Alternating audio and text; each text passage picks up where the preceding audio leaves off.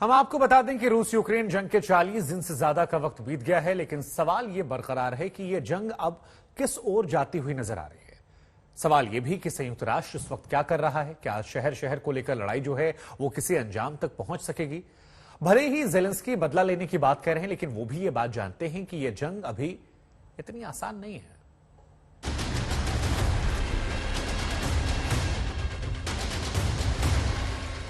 रूसी फौज तो कीव में दाखिल नहीं हो पाई, लेकिन आसपास के इलाके में वो छोड़ गई है विनाश का पूरा साजो सामान।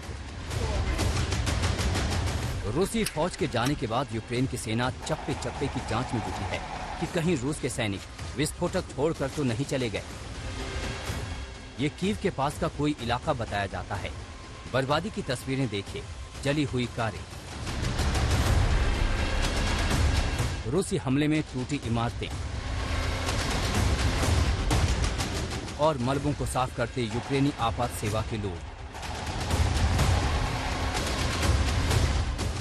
पूरी दुनिया की निगाहें तो इस वक्त बूचा पर हैं, लेकिन यूक्रेन अपने आप में कई बूचा को समेटे हुए है। ये तस्वीर मुताई झिन गांव की है। यहां जमीन के भीतर से शव मिल रहे हैं।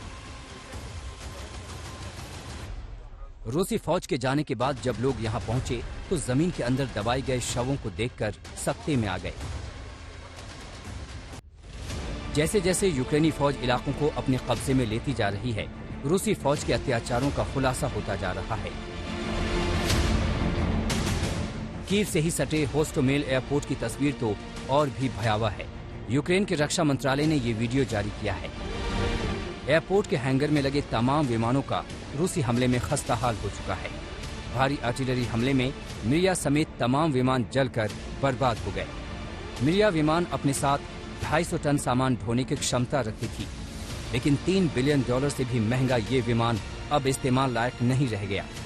ये तस्वीर दुनिया के सबसे बड़े विमान एंटोनोव 225 की है, जो फिलहाल कबाड़ में तब्दील हो चुकी है। ड्रोन कैमरे ने जंग के दौरान होस्टोमेल एयरपोर्ट पर हुए विनाश को कैद किया है। टरमेक पर नष्ट विमानों के साथ कबाड़ बन चुकी सेना की गाड़ियां भी नजर आ रही हैं। 40 दिन की जंग में रूस ने यूक्रेन को लगभग नेस्त नाबूद कर दिया है। शहर शहर विनाश। नेटो में जाने की जेलेंस्की की जिद की यूक्रेन को इतनी महंगी कीमत चुकानी होगी, शायद ही किसी ने सोचा था। बूचा से गौरव सावंत, डोनेट्स से गीता मोहन और कीव से राजेश पवार के साथ आज तक ब्यूरो।